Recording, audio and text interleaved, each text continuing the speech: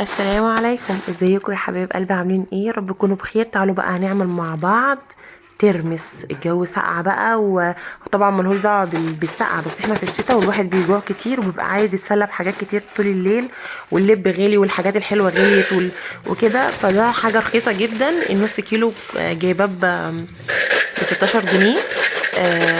قلت بقى ان انا اعمله طول ما الواحد قاعد كده بالليل بيتفرج على التلفزيون، يفضل يقزقز كده، بيتفرج على التليفون يقزقز كده. بيبقى طعمه جميل جدا، سهل جدا وبطريقه سريعه. هو انا جبت اللي هو الفوري، اوعوا تجيبوا اللي هو البلدي، لان البلدي بيبقى ممرر جدا وبياخد فتره طويله، يجي 15 20 يوم عشان خاطر يستوي. ده الفوري، شايفينه هو نضيف جدا، ما فيهوش اي شوائب ولا اي حاجه خالص، بيبرق كده وبيلمع. هنجيبه ونحطه في بوله كبيره، وبس بوله كبيره عشان خاطر ده بيزيد، ونحط عليه ميه. بس اشطفه كده شطفه بقى مره واحده، واحط عليه ميه هسيبه بقى عندي على الكونتر بتاع حوالي 24 ساعة. يعني انا مثلا حطيته النهاردة الساعة 6، تاني يوم الساعة 6 المغرب ابتدي ان انا اعمل فيه. شايفين بقى بيزيد جدا وبيكتر، والحباية بتنفش ازاي. هو ده اللي انا عايزاه. هبتدي بعد ما بعد ما وصل كده بعد 24 ساعة انقله من البولة البلاستيك، احطه عندي في حلة تكون برضو واسعة، لانه بيزيد لتالت مرة او لتاني مرة لما بيجي يتحط على النار. هزوده بالميه كده زي ما انتم شايفين، احط ميه فيه كده كتير، وهبتدي ان انا احطه على النار. اول ما حطيته على النار وغلى اول غلوه بيعمل ريمه كده. الريمه دي مش حلوه. ليه بقى مش حلوه؟ بتخليه لو حطيتيه في التلاجة او مش هتاكليه على طول في ساعتها بيبوظ، بيبقى وبيعمل ريحه مش حلوه.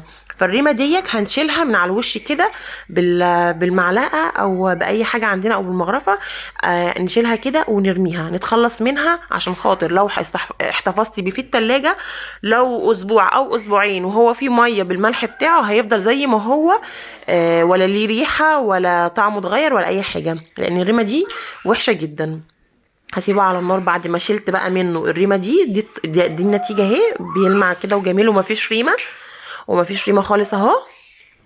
هبتدي بقى ان انا ايه، اسيبه على النار وهو داخل على سوائن. قبل كده تلات ارباع سوا كده. هبتدي ان انا احط عليه حسب الملح اللي انت عايزاه، عشان خاطر يبقى جوه الحبايه. انا حطيت 3 معالق صغيرين مليانين جامد، اللي عايز يكتر يكتر، اللي عايز يقلل يقلل. انا ده بالنسبه لي كان طعمه دلع، يعني مش اللي هو دلع ما يتعبليش لساني ويفقفقهم. فده بالنسبه لي كان حلو قوي. اللي انتوا عايزينه بقى تحطوا، عايزين تخلوه حادق حطوا، عايزين تخلوه مش حادق قللوا الملح، عايزين تخلوه مظبوط 3 معالق حلوين.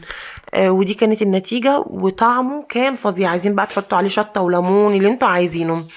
مفيش اسهل من كده حاجه تتسلوا بيها، وارخص من كده. جربوه ان شاء الله باذن الله هيعجبكم.